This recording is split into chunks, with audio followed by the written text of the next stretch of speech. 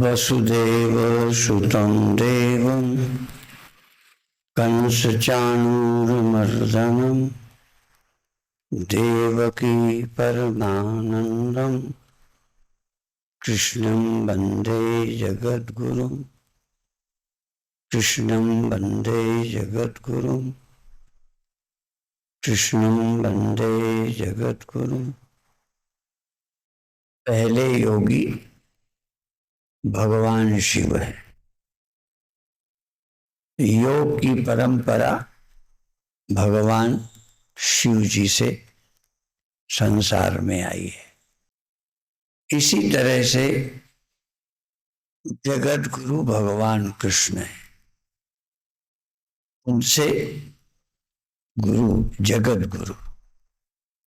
जगत गुरु शंकराचार्य हैं और भी संप्रदाय रामानंदाचार्य, अनेक जो इस जगत के रहस्य को बताते हैं, जानते हैं, वो जगत गुरु है। हम लोग भी उस सत्य को सुने, समझें। उस सत्य को जानने की दो विधियां, बल्कि एक विधि आवश्यक है, निषेध। निषेध माने किसी से अपने को अलग करना, यह मैं नहीं हूं। अब यह ज्ञान आपको है, ये जो खंबा है, ये जो भवन है, ये आप नहीं हैं। ये आपको हमें नहीं बताना पड़ेगा, आपको पता है। ऐसे ही एक देह से, एक देह को छोड़कर बाकी आपके नजदीकी से नजदीकी पिता, माता, भाई, पत्नी, बेटा, वह भी आपके लिए यह हैं, मैं नहीं है। उनको यह समझते हो, ये मेरे भाई हैं, ये मेरे पिता हैं, ये मेरे जीव जंतु हैं, गाय है, भैंस है, कुत्ता है, मकान है, सब यह में आते हैं। इतने से तुम अलग हो। इसके लिए हमको उपनिषद गीता की जरूरत नहीं है। हाँ, उन यह में कुछ आपके मेरे हैं, कुछ किसी और के हैं। जैसे एक गाय वो आपकी है, एक गाय वो किसी और की है। उस यह में कौन मेरे हैं, कौन मेरे नहीं हैं, ये भी आपकी बुद्धि में है। अब एक है देह, जिसको कभी कभी आप यह करके भी प्रयोग कर देते हैं, ये मेरा हाथ है, ये मेरी आंखें हैं, ये मेरे कान हैं।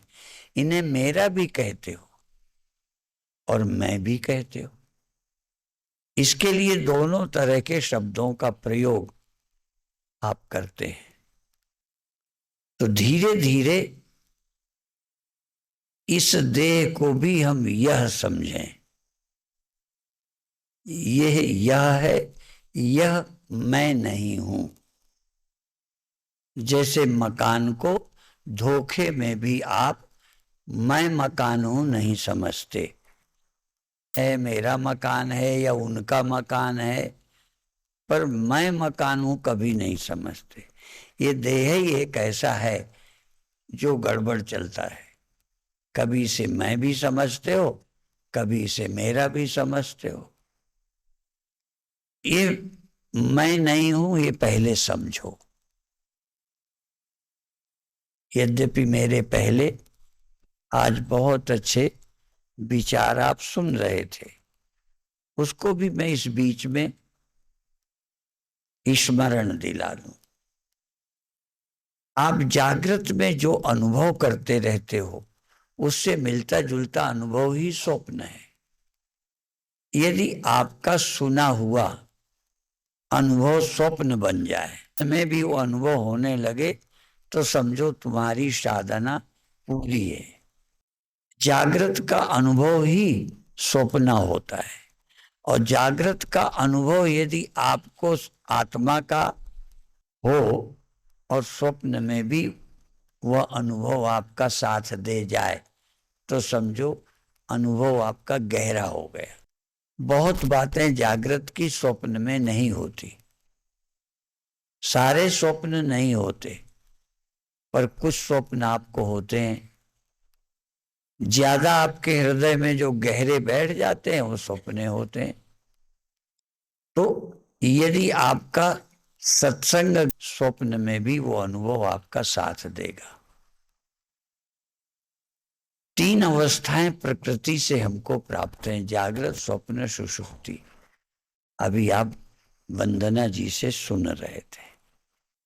अब ये 3 अवस्थाएं जो प्रकृति से होती हैं, इनको हमें साधना से भी प्राप्त करना है। जागृत में आप क्या हैं, ये नया अनुभव करो, फिर वो अनुभव आपका स्वप्न में भी चला जाए, फिर गहरी नींद में भूल जाओ, कोई बात नहीं। सुषुप्ति में सारे अनुभव भूल जाए जाते हैं, चाहे बुरे हैं चाहे अच्छे हैं, उससे कोई खतरा नहीं। ये अनुभव भी गहरी नींद में किसी को नहीं होता कि मैं आदमी हूं, मर जाऊंगा, ये मेरा है, ये पापी हूं, मैं पुण्यात्मा हूं, अर्थात छोटा हूं, बड़ा हूं। ये सारे अनुभव गहरी नींद में सो जाते हैं, समाप्त नहीं होते। जागते वो अनुभव फिर पकड़ लेते हैं। इसलिए इन अनुभवों को खत्म करने के लिए जागृत में चिंतन करो, मैं देह नहीं हूं। ध्यान में अनुभव करो, मैं देह नहीं हूं, चेतन हूं, आत्मा हूं। और फिर धीरे धीरे ये अनुभव इतना गहरा, फिर गहरी नींद में कोई चिंता नहीं। जागृत और स्वप्न में इनमें जो अनुभव आपका रहेगा, फिर उसे समाप्त होने का खतरा नहीं रहेगा। जागृत का अनुभव कई बार स्वप्न में खो जाता है, स्वप्न का अनुभव जागृत में खो जाता है, पर एक ऐसा स्वप्न में भी रहता है। भले कितने अनुभव आपके बदलते हो, ये सबके लिए है। स्वप्न बदल बदल के देखते हो, लेकिन एक स्वप्न में सबके साथ जुड़ा रहता है कि ये देह में हूं। स्वप्न में भी आप व्यक्ति होते हो। ये इतना गहरा अनुभव है कि मैं ये व्यक्ति हूं, शरीर हूं। ये अनुभव आपको स्वप्न में भी पकड़े रहता है। इस अनुभव से मुक्त होना है, और ये बिना गहरे ध्यान के नहीं हो सकता। सुनना, समझना, और वेदांत में कहेंगे निधिध्यासन। योग दर्शन में ध्यान कहते हैं, वेदांत में निधिध्यासन कहते हैं। योग में चित्त की करके अपने स्वरूप में अवस्थित होना, वेदांत में श्रवण मनन करके मैं कौन हूं, इस बुद्धि वृत्ति को इतनी गहरी करना कि मुझे वो अंदर अंदर वही अनुभव सच्चा बन जाए। नींद से मत डरो, नींद में कोई खतरा नहीं है, कोई अनुभव नींद में खत्म नहीं होता, और नींद किसी अनुभव को समाप्त नहीं करती। जब भी समाप्त होगा कोई अनुभव, तो ज्ञान से ही होगा। जैसे रस्सी में आपको सांप दिख जाए, अब घोर अंधेरा हो जाए, सांप दिखना बंद हो जाए, तो अब आपका सर्प का जो ख्याल है वो खत्म नहीं होगा। इतना अंधेरा हो जाए, दिखना बंद हो जाए, पर आपकी बुद्धि में बना रहेगा कि ये सांप है, डर रहेगा। पर एक बार देख लो कि ये रस्सी है, सांप नहीं है, तो वो सर्प भ्रम खत्म हो जाएगा। तो इसी तरह से मैं देह हूं, ये अनुभव कितने बार सोए हैं। ऐसा कोई नहीं है जो रोज नहीं सोता, और सोने में किसी को याद नहीं रहता, पर इतने लगातार हजारों बार की नींद इस मेरे अनुभव को खत्म नहीं कर पाई।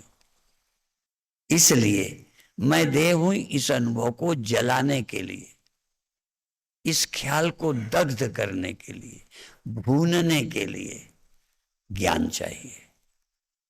में आप सजग होकर, ये देह दृश्य है, हमारे गुरुदेव के ये मंत्र थे, देह भौतिक है, मैं अभौतिक हूं, देह जड़ है, मैं चेतन हूं, देह दृश्य है, मैं दृष्टा हूं।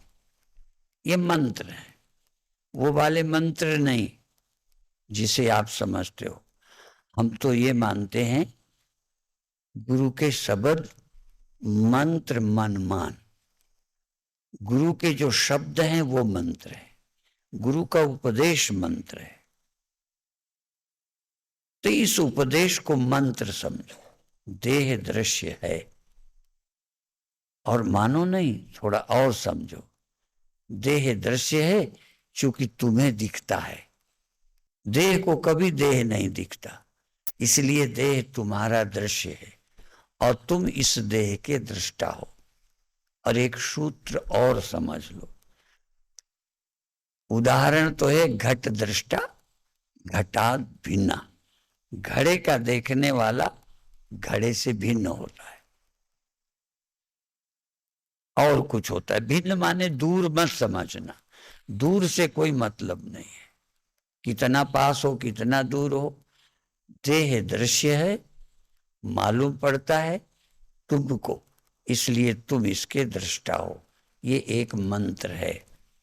हाँ, कई लोग मंत्र लेने भी आते हैं, हर बार कोई ना कोई नए आ जाते हैं, और उनको मैं कोई कोई मंत्र भी बताऊंगा, उनको ये वाला नहीं बताता, उनको कहूंगा ये जपो, ये करो, मंत्र कोई दूंगा, मंत्र बदल, लेकिन मंत्र देता हूं। अब ये मंत्र यहां देता हूं, अब ये मंत्र देखते कौन कौन लेगा। बैठे में भी शरीर दृश्य है, तुम दृष्टा हो, लेटे समय भी शरीर दृश्य है, तुम दृष्टा हो, कि बैठे में दृष्टा हो, लेटे में देह हो। बस मंत्र को भूलना नहीं चाहिए।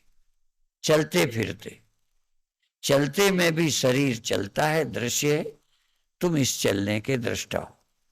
स्वामी राम तीर्थ ये नहीं कहते थे मैं गिर गया, एक बार फिसल गए, शरीर गिर गया, तो वो नाम लेते थे, राम गिर, स्वामी राम गिर गया। राम माने थर्ड पर्सन।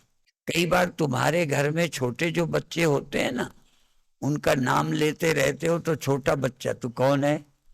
बबलू, अपना नाम बबलू, वो बबलू समझता था, घर वाले बबलू बोलते हैं तो वो भी।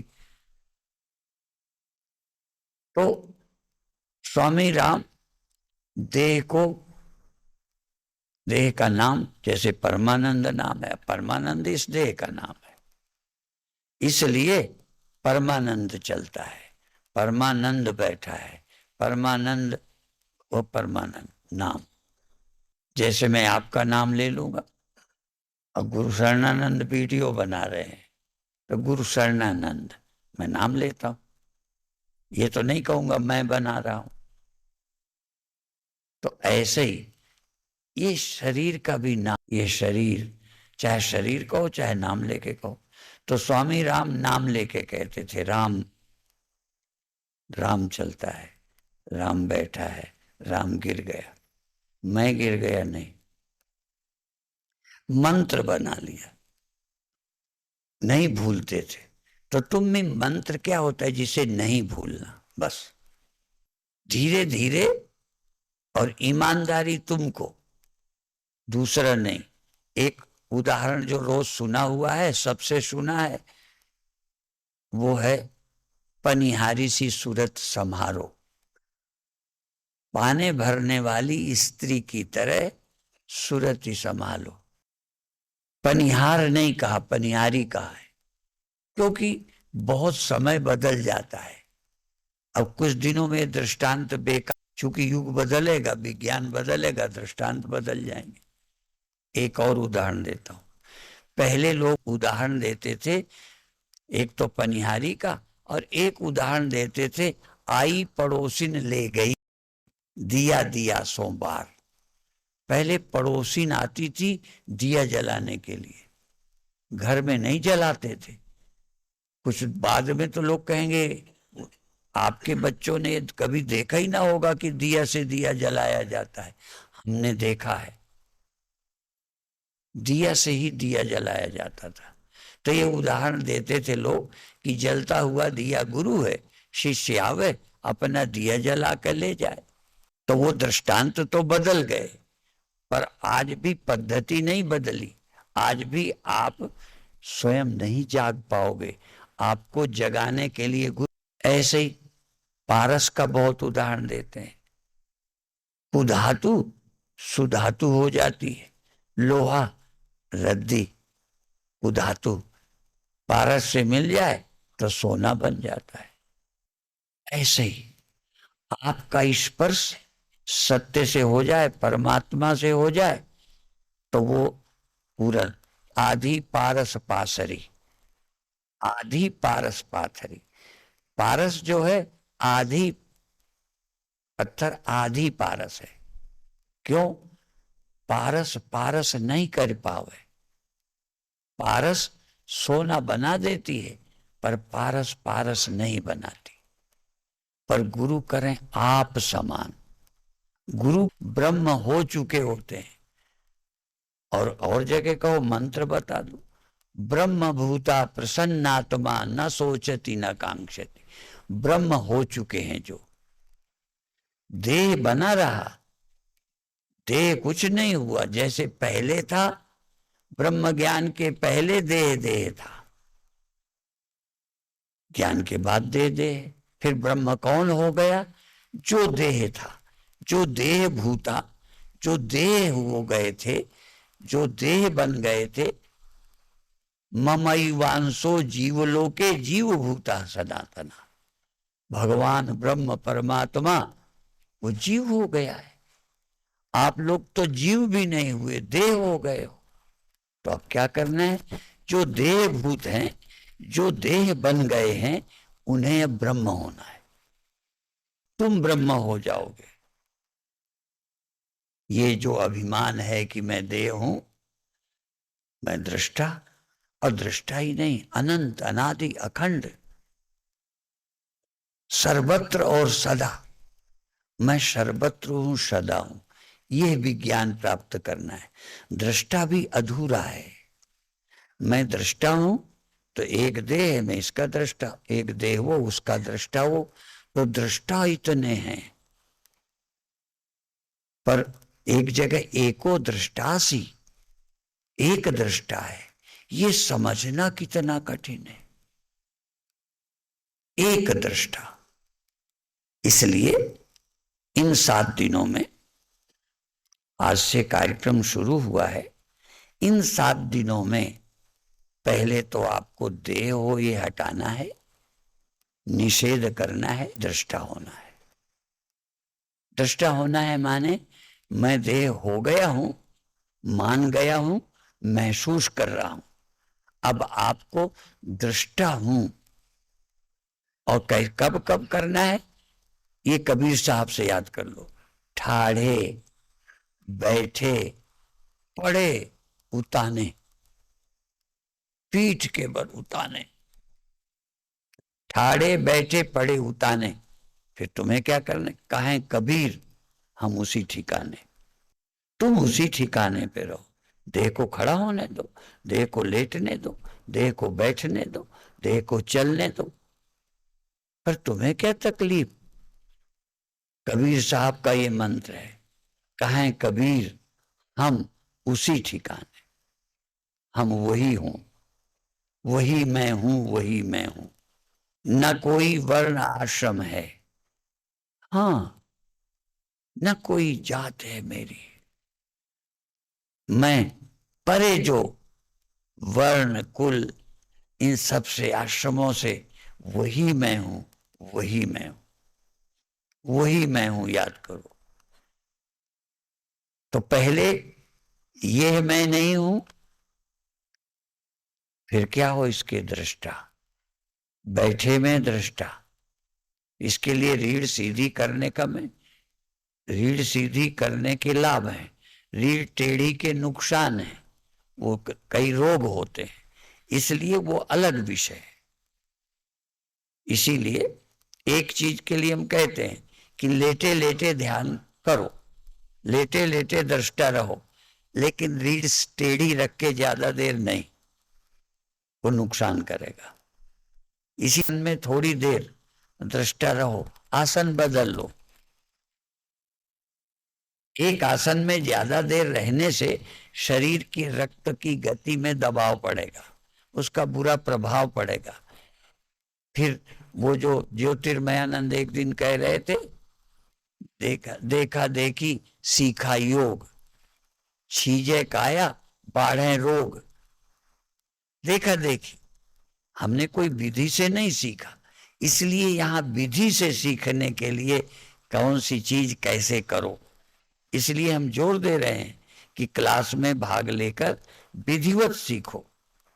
हमारे वाले के लिए आसन जरूरी नहीं है, लेटे बैठे, लेकिन फिर भी यदि रीढ़ टेढ़ी करके, जैसे आप स्कूल में कोई बच्चा आपका पढ़ता है, अब रीढ़ सीधी झुका करके बैठ देर तक पढ़ता है तो नुकसान। पढ़ाई बुरी नहीं है, लेकिन गलत आसन में पढ़ते रहोगे तो नुकसान होगा। ऐसे कई बच्चे ज्यादा नजदीक करके पढ़ते हैं तो भी प्रभाव पड़ता है। इसलिए जो सीखना है वो विधिवत सीख के करो। हमारे को सिखाना नहीं है, सीधा सीधा है, एक दृश्य है, हम नहीं कहीं से दृश्य लाएंगे, दृश्य हम तुम्हें नहीं देंगे।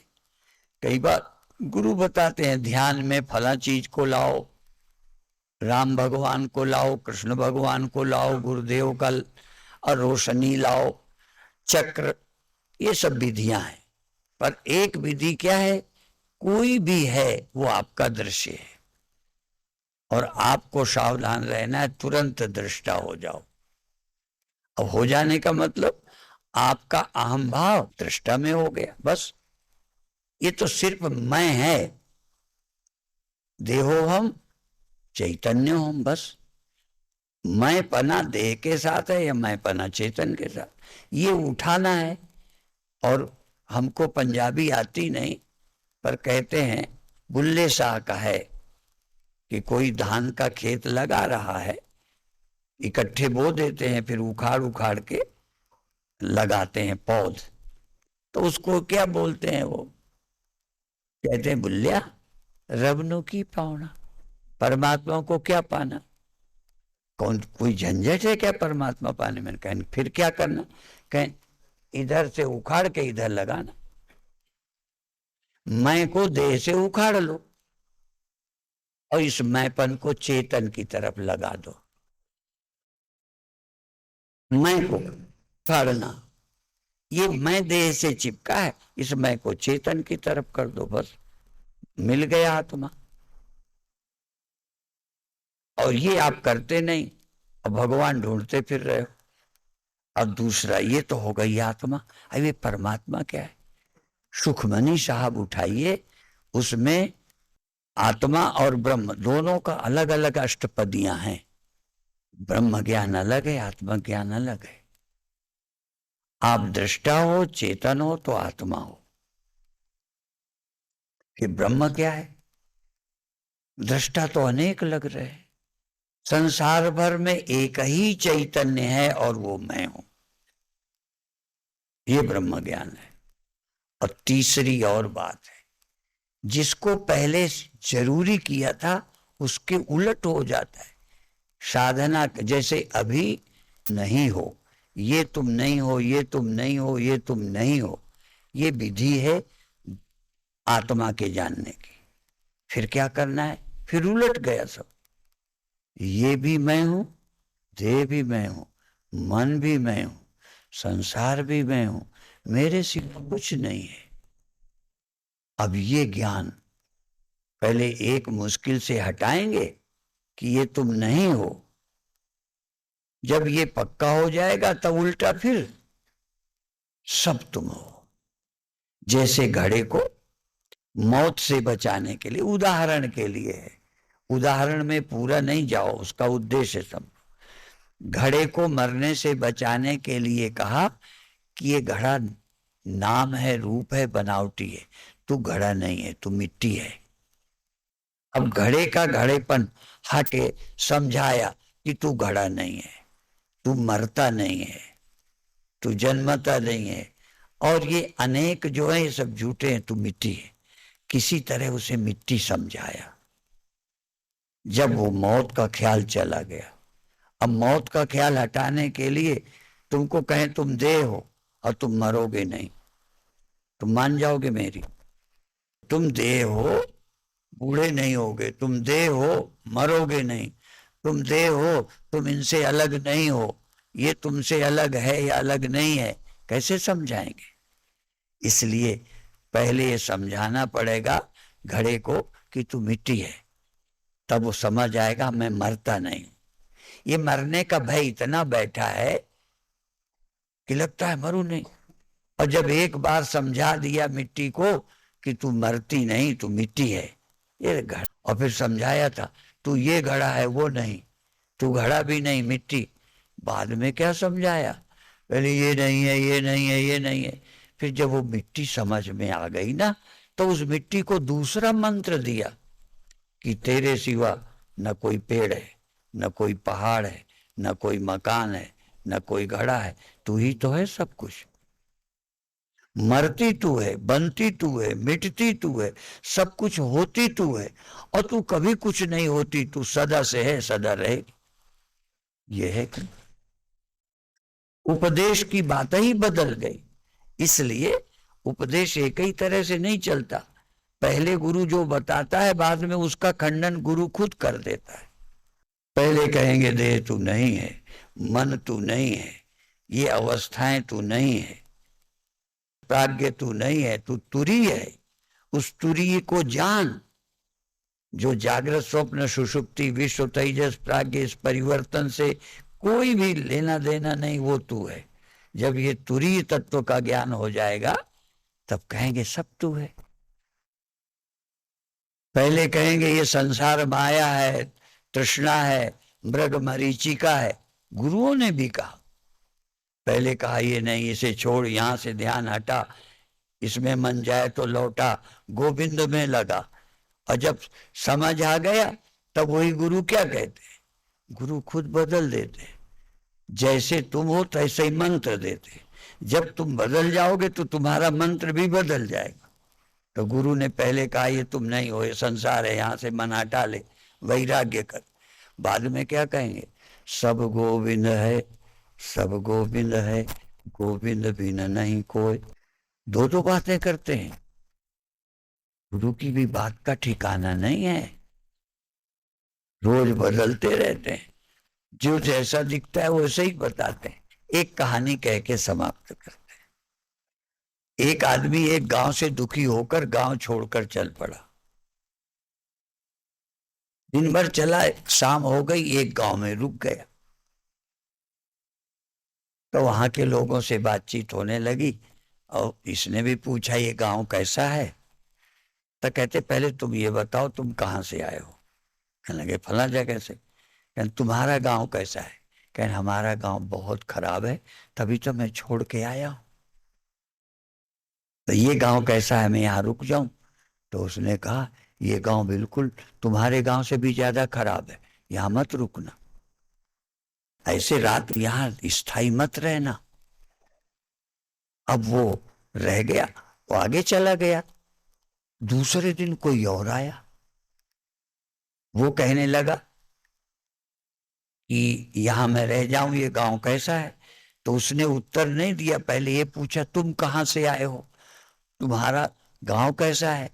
तो कहने लगे मैं वहां से आया हूं, गांव तो बहुत अच्छा है, पर मेरी व्यक्तिगत कोई मजबूरी है जिसके कारण मैंने गांव छोड़ा। मैं गांव छोड़ना नहीं चाहता था, बहुत अच्छा गांव है। तो उस आदमी ने कहा यह गांव बहुत अच्छा है, तुम यहीं रह जाओ। तो जो बीच के श्रोता थे ये कहने लगे ये आदमी कैसा है? उनको कहता था कल कि ये गांव बहुत खराब है, यहां मत रुकना, और इसको कहता है गांव बहुत अच्छा है। तो बाद में लोगों ने उससे पूछा कि तू ये रोज बातें क्यों बदलता है, झूठ बोलता है?